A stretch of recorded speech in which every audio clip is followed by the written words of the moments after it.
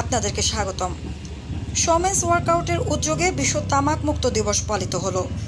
আজ 31শে মে শনিবার ঠিক দুপুর 12:30টায় ধর্মতলা ওই চ্যানেলের সামনে শোমেন্স ওয়ার্কআউটের উদ্যোগে এবং সৌমেন দাসের নেতৃত্বে একটি সুন্দর অনুষ্ঠানের মধ্য দিয়ে ও সচেতনতা র্যালির মধ্য দিয়ে বিশ্ব তামাক মুক্ত দিবস পালিত হলো।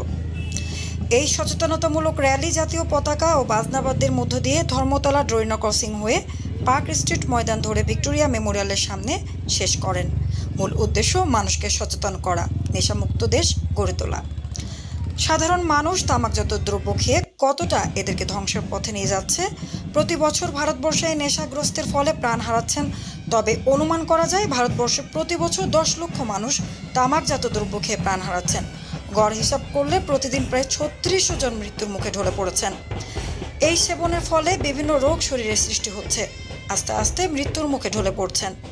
ইদানিং ছোট ছোট ছেলেমেয়েরাও এই তামাকজাত দ্রব্য সেবন করে চলেছেন। পথে ঘাটে প্রায় সেটা চোখে পড়ে। তাই আজ বিশ্ব তামাক মুক্ত দিবসের দিনে সাধারণ মানুষকে সজাগ করতেই আমাদের এই উদ্যোগ, আমাদের এই পরিকল্পনা। তামাকজাত দ্রব্য থেকে বিরত থাকুন।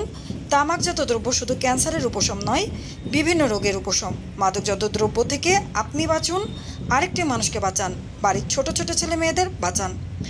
ছোট ছোট ছেলে মেয়েরাই আগামী দিনের ভবিষ্যৎ। আসুন সবাই মিলে নেশামুক্ত দেশ গড়ে তুলি, জীবনকে সুন্দর করে গড়ে তুলি। আজ তেমনই আমাদের মতো সারা বিশ্বেও পালিত হচ্ছে বিশ্ব তামাক মুক্ত দিবস।